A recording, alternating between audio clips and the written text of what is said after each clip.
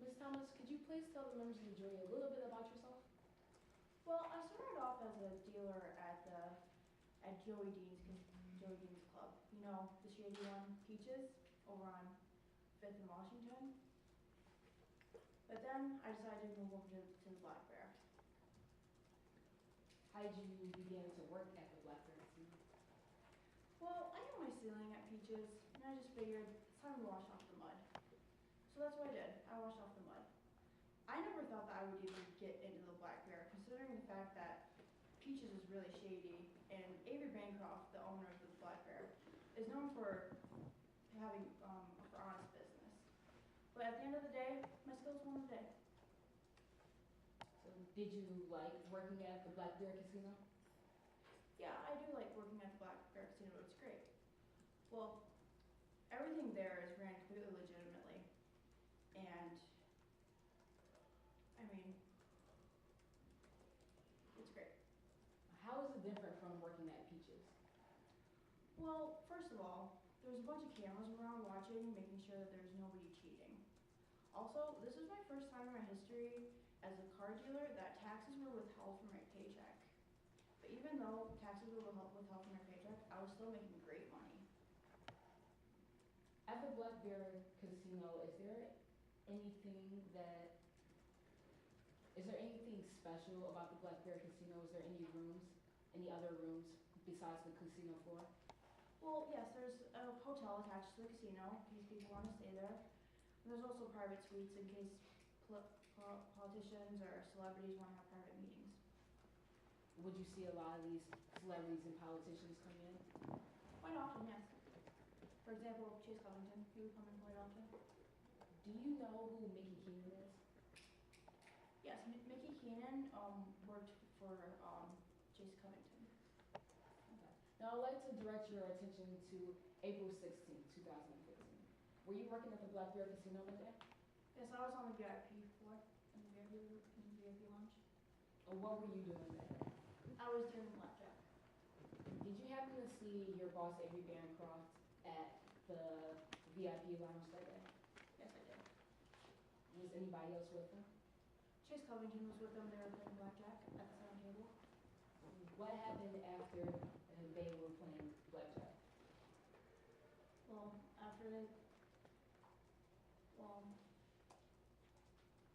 I noticed Keenan came in, and Keenan was looking for Miss Bancroft and wanting to know whether or not she had found Chase, which I found was really awkward.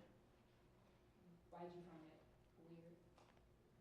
I mean, he came in madder than a hornet. Everybody there is usually so happy, and he just came in looking so mad. What did he want? He wanted to know where Chase Covington was. Thank you. At this time, I have no further questions.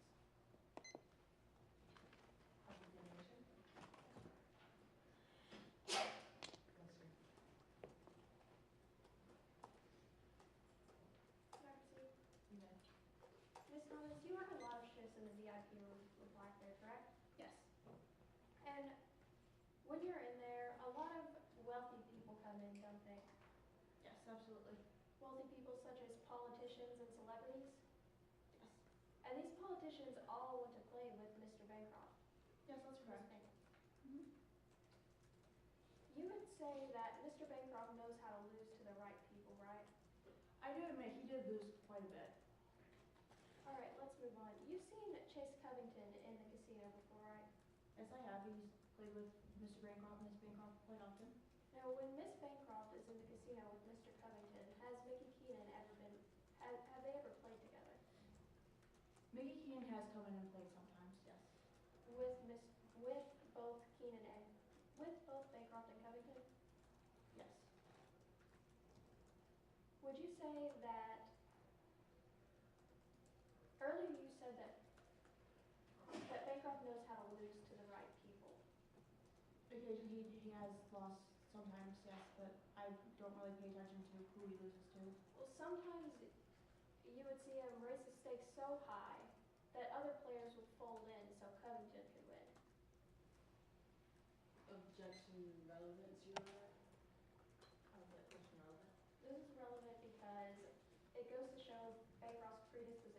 give Chase Covington money. Ma'am, You may. Your Honor, in today's case, we're trying to see if Mickey Keenan actually forced Ms. Bancroft into giving a bribe, and on a particular day, whether Ms. Bancroft may or may not have lost money in a poker game to Chase Covington is not relevant in today's case. How does that question go to show from against the affirmative defense case? This witness is going to say that Mickey Keenan was not present on the 16th when Avery Bancroft and Chase Covington were playing together.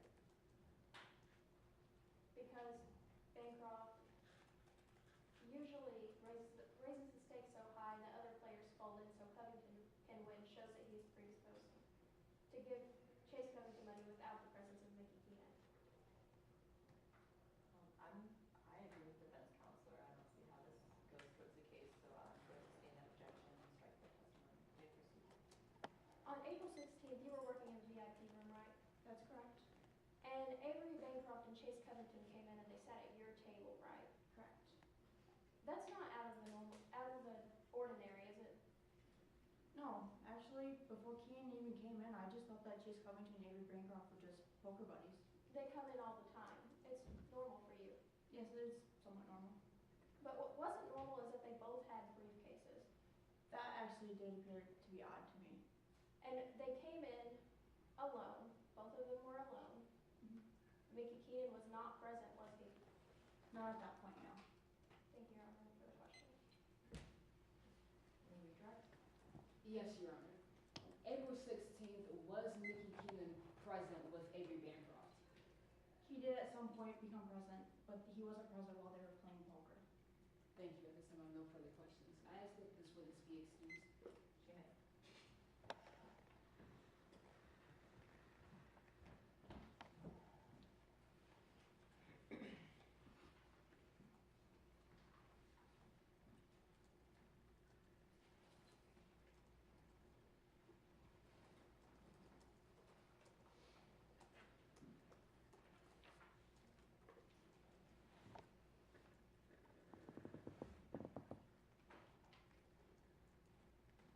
Does defense have a second witness? Yes, Your Honor. Call J.D. Loring to the stand.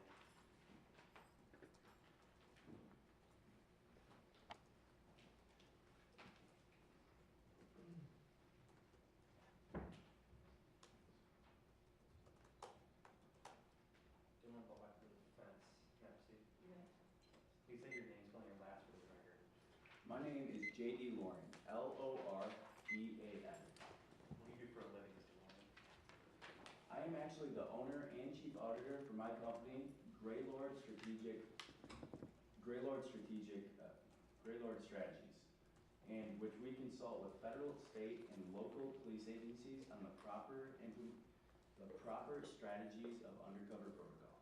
And what education do you have that allows you to hold this position? I have a bachelor's of science in applied mathematics and statistics from Johns Hopkins University, a JD from University of Virginia School of Law, and a master's of law from Harvard Law School. Mr. Loring, what is your experience in the field of undercover operations? Well, after receiving my master's of law, I continued on to work for the White Collar Crime Division of the FBI for 25 years. During that time, I was involved in hundreds of undercover operations involving bribery, gambling, drug trafficking, insider trading, and extortion. I was also part of implementing Attorney General guidelines for proper undercover operations, and later served as a witness on the congressional hearing. Mr. Loring, how are you involved in today's case? Well, I was retained for two purposes. The first being to analyze the procedure done by the Midland State Police Department, and number two, to be an expert, to give my expert opinion on the procedure done by Mickey Keenan and whether he had the proper training for the undercover operations. Mr. Loring, in analyzing the department and their methods, we provide with sufficient facts and data. Yes, I was. What were those facts and data? Well, I received all my documents from Midland State Police Department, and from Defense Counsel, I received audio tapes and transcripts from among Mickey Keenan, Corey Hyde, and Avery and a wiretap conversation among Avery Bancroft and Chase Covington. Were there any other facts review that you were provided with? Yes, I received affidavits from Mickey Keenan, Avery Bancroft, and Pat Sikorsky. And then analyzing the department, did you use reliable principles and methods? Yes, I did. What were those principles and methods?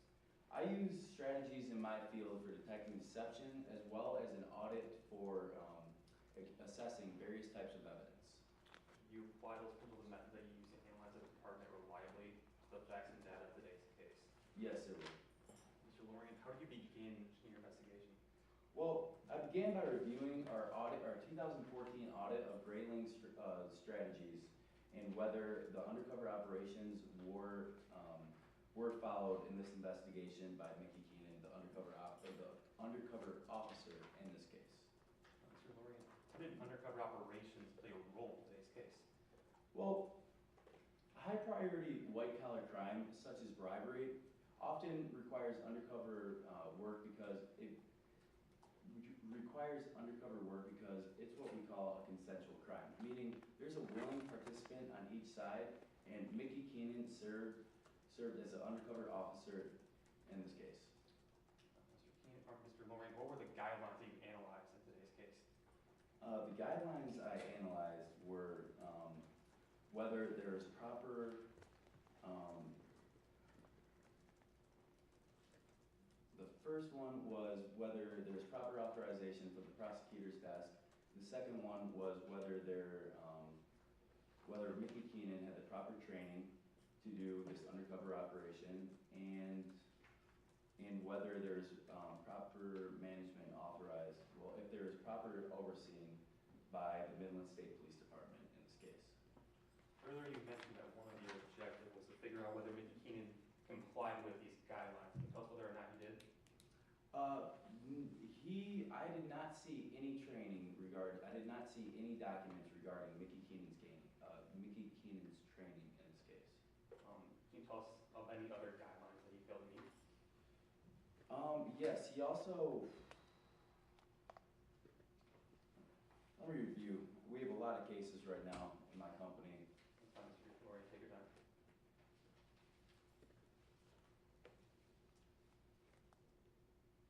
Yeah, I reviewed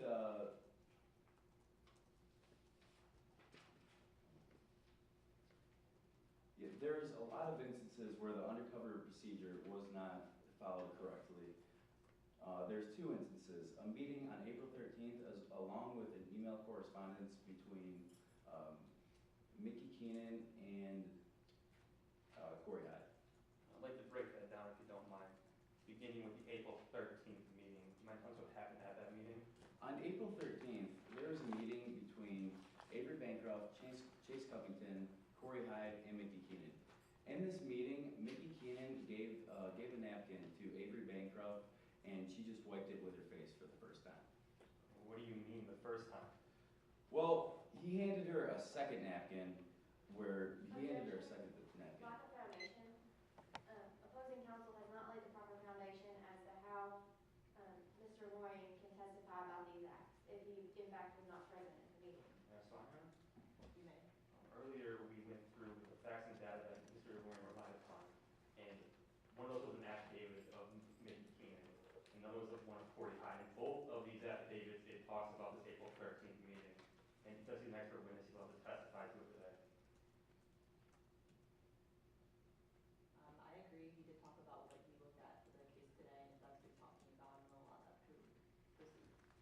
I would like to amend my objection to hearsay.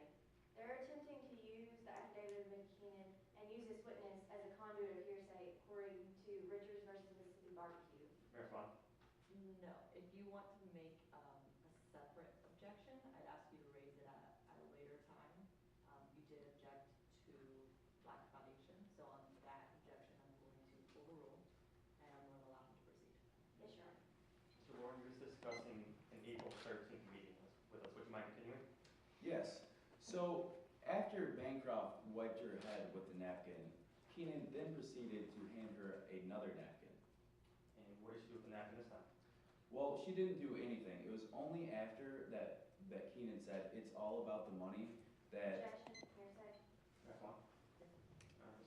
703, an expert witness may testify to information that they relied upon in coming to their conclusions. And this meeting and what was said during it is very relevant to Mr. Lawrence's conclusions as it played a part in determining whether Mickey Keenan followed proper guidelines. I agree that expert witnesses are allowed to rely upon this hearsay. However, I don't think these statements are specifically necessary to prove their point. I'm going to overrule your objection and proceed.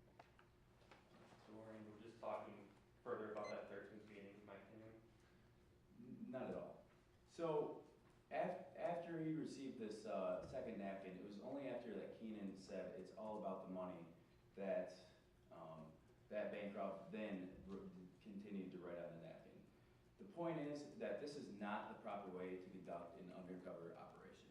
Why is it not the proper way to conduct an undercover investigation? Well, you're supposed to ask open-ended questions, drop hints, and this, point blank, was a statement. Now, I'd like to bring you to the email that you mentioned earlier. Would you recognize it if I hand you a copy for today? Yes, I would.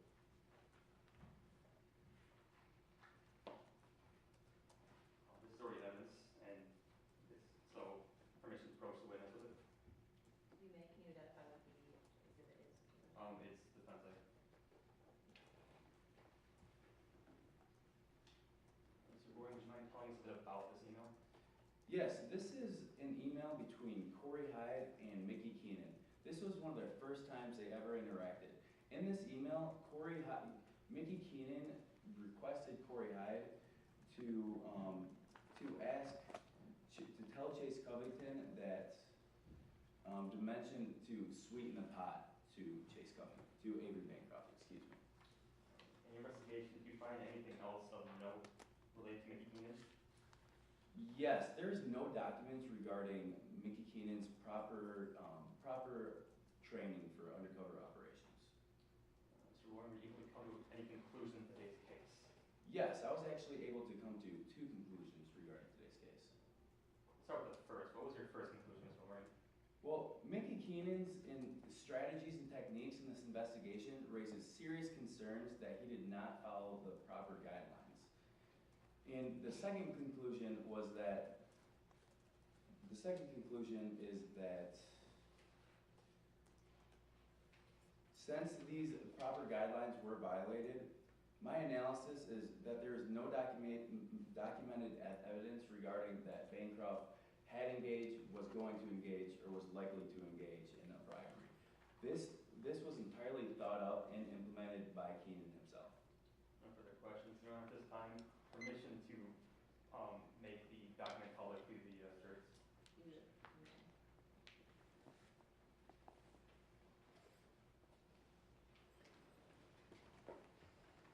Cross-examination? Yes, Your Honor.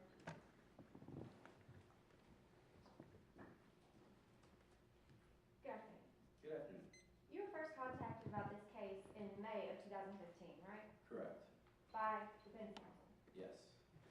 And you were candid with them and you said you thought this was going to be a quick investigation. I did. And you are the owner of Graylow Strategies, right? Correct. And you billed them for 40 hours of work at Yes. $500 an hour, in addition to the $10,000 you're being paid to testify. That is correct. So that totals to over $30,000 you're being paid to testify here today, right? Yes, that sounds right. And when conducting your investigation, you found almost no documentation you searched for, right? No, can you repeat the question? When you were conducting your investigation, you found no documentation that you looked for, right? No, I did not, and that raised concerns to me. I was looking for these documents, and I figured there would be something regarding Mickey Keenan's training. But as you an couldn't undercover. find any of those documents. No, I did not, and that threw me off. I thought that raised a red flag for me. And you didn't conduct any interviews with the Midland State Police Department. Any interviews? Can you be more specific? Interviews with Detective Keenan or Chief Kimball, anyone at the Midland State Police Department. No, I only relied on the documents I received from them and all the affidavits I received as well. But you were able to find authorization from Chief Kimball for this operation, right?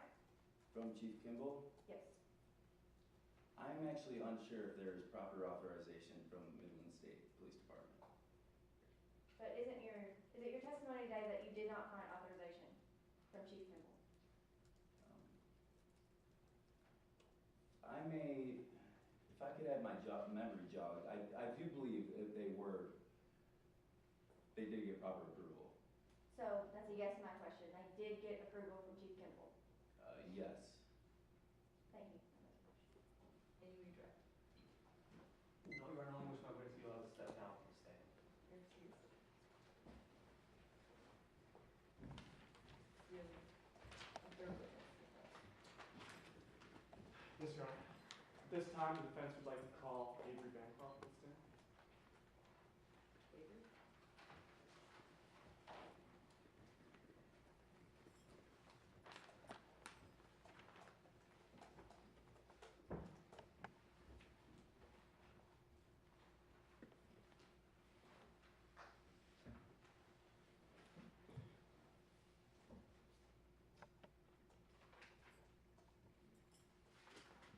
Will Rogers from defense, may I proceed? Good morning. Please state your name for the defense, or please state your name for the court, spell your last name for the record. My name is Avery Bancroft, Bancroft. Tell us a little bit about yourself. Well, I'm currently the owner of one of the biggest casinos in Midlands, the Black Bear. But it was a position that I worked very hard for. It feels like I almost grew up in that casino. And it was my father's before it was mine. I worked my way up from every position from bellhop to blackjack dealer. And eventually in 2001, I was promoted to vice president of operations. I'll never forget that day. My father was so proud of me. But unfortunately, he passed away in 2010 after a long battle with prostate cancer. Miss Bancroft, do you know why you're here today? Yes, I'm here because I gave money to Chase Covington in exchange for his vote for my gambling commission proposal. Miss Bancroft, why exactly did you do that? I did this because I felt so pressured by Mickey Keenan to do so. So, let's start from the beginning. Tell us exactly what happened. Well, on October 1st, I heard that the gambling commission was going to give out a casino license, something they only do about every decade or so. So, of course, I was excited. I thought this would be the perfect way to expand upon my father's legacy and carry on something for my own child. Did you end up submitting a proposal to the Gambling Commission? I did. I worked so hard on it. Myself and my assistant, Corey Hyde, spent so many long nights going over surveys and researching just the best ideas for the best casino. In your opinion, Miss Bancroft, was your proposal good enough to win? I thought my proposal was amazing, but after I turned it in, I was contacted by Mickey Keenan to meet with me about my proposal. Who is Mickey Keenan? Well, at the time, I believed he was Chase Covington's assistant, and so I met with him, and we went over my proposal. Excuse me. We went over my proposal, and I thought everything was going fantastically. But then he turned to me and he said, "What are you willing to do to make this happen?" Well, I thought, here's my proposal. I can change a few things around if it's not good enough. But he said no, that it wasn't good enough. And his whole tone changed. He stood up and got in my face and said that it wasn't good enough, that I would need to pitch more than just ideas. Do you remember the day of March 31st, 2015? Yes, I did. Did you have any interaction with Mickey Keenan on this day? Yes, I believe that I did. Permission to approach opposing counsel with what has been marked as the Class B. Yes.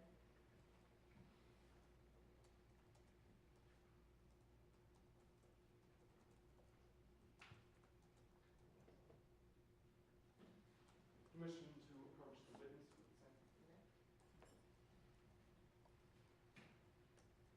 Now, what do you remember specifically about this day with Mickey Keenan?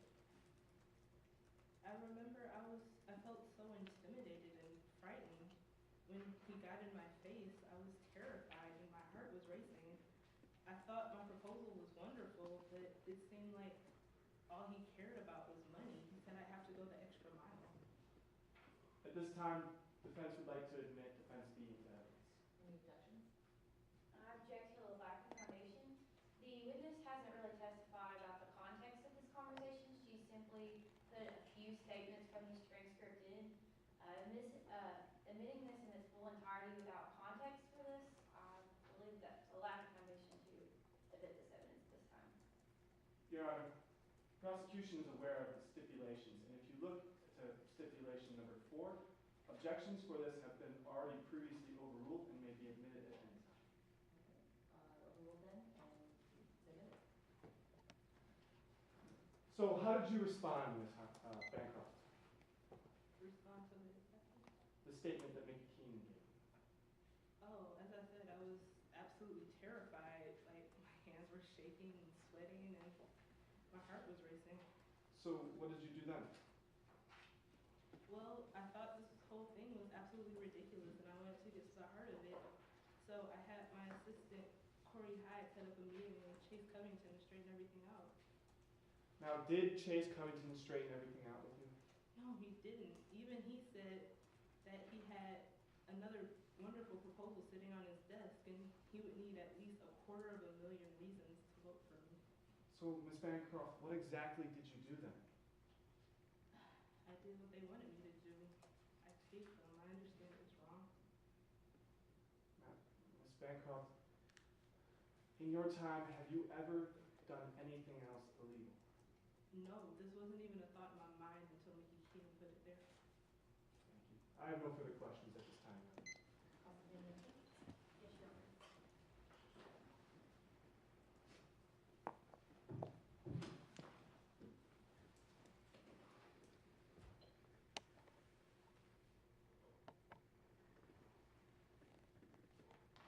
Yeah, Ms. Good afternoon, Ms. Bancroft. Good afternoon. You were in court today to give the testimony of your executive assistant, Corey Hyde, correct? Yes.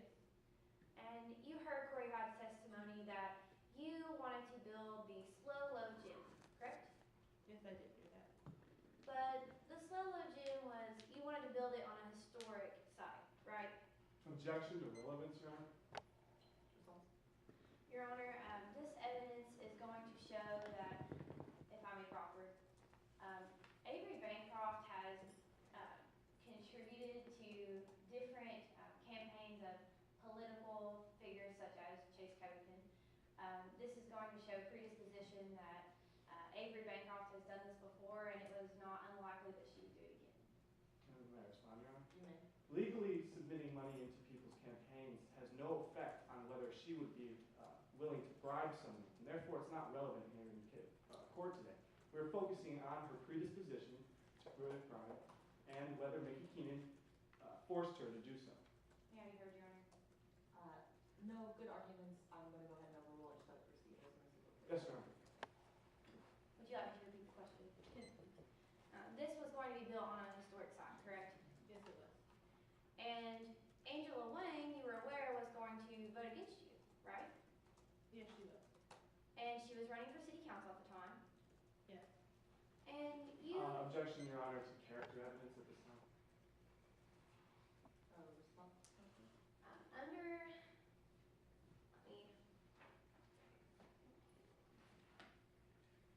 under Rule 404B2,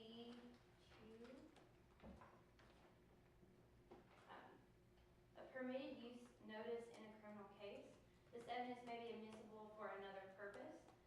We're going to show knowledge that Avery Bancroft is aware she's paid politicians in the past to get what she wanted, and she has got what she wanted after contributing to their campaign. We're going to show that she has knowledge that she can pay to get what she wants. This is an exception under 404B2. May I respond, Your Honor? Briefly? Now, knowledge has to be in the exact same instance. Now, if they were to prove, lay the foundation, that there was money being put into a briefcase or something similar to that, then they could offer this as knowledge, but they are not doing that. I think it's a good objection. I think you have both good responses. I'm going to overrule and just allow Yes, Your Honor. proceed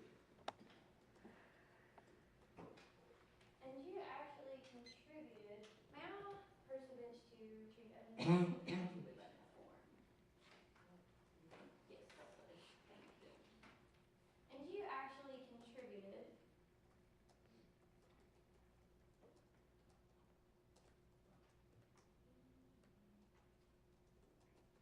$2,500 to her campaign around this time, correct? Yes, I believe that's correct. You've also contributed to Governor Walton's campaign, correct? Yes, I contribute to many political campaigns. And you were voting, or you were lobbying against online gambling legislation, correct, at one time? Yes, And Governor Walton vetoed this, correct? he did. You're also aware that Governor Walton appoints members to the Midlands Gambling Commission, correct? Yes, he does. And this is the commission that votes on proposals, correct? Yes, it is. And you're aware that Governor Walton's son is on the commission as well, correct? Yes, I believe he is. And you've actually contributed $5,000 to Governor Walton's campaign, correct? Yes, I believe he was a good politician, and it's always a good tax write-off, so I donated to his campaign. But you also were involved in a lawsuit regarding serving alcohol to minors at your casino, correct? Yes, I was. And you had to go to court over this. Yes. But the day you went to court, Judge Brandon actually dropped the charges, right? Yes. And you contributed $3,000 to Judge Brandon's campaign, correct? Yes, I have. You testified today about an April 13th meeting, correct? Yes, I did. But the day before this, on April 12th, you emailed your head of security, Gabe Boyd, about security, correct? Yes, I did. And you told Danny Boyd that discretion was key for this meeting, correct? Yes, he always was very eager to please and help out in any way he could, so I decided to throw him a bone and let him help out. You said that it was essential that nothing in this conversation be recorded or be available for anyone else to hear, right?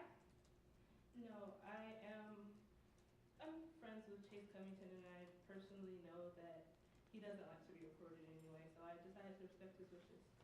But that's a yes to my question. You told Danny Hoy that it was essential that this conversation not be recorded, correct? And on the next... Objection to relevance on that, Relevant to whether it was essential for that to be discreet. Have you heard? no, I think it's already been passed where you could have objected, so I'm gonna go ahead and overrule and allow it to proceed. Yes, Your Honor. And the next day, you emailed your assistant, Corey Howard, correct?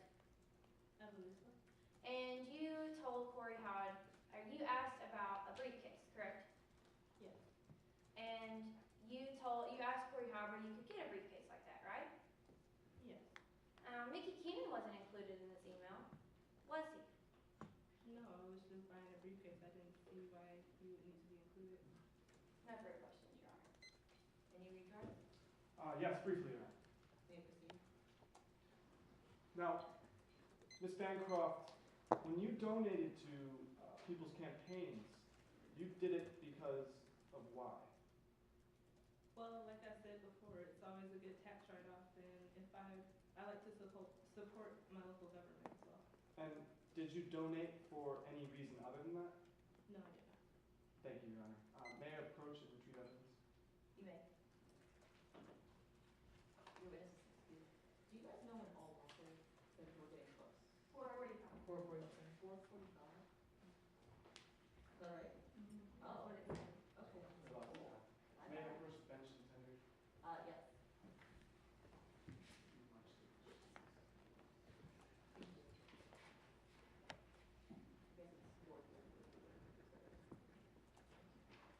Do the defense have anything further? No, Your Honor.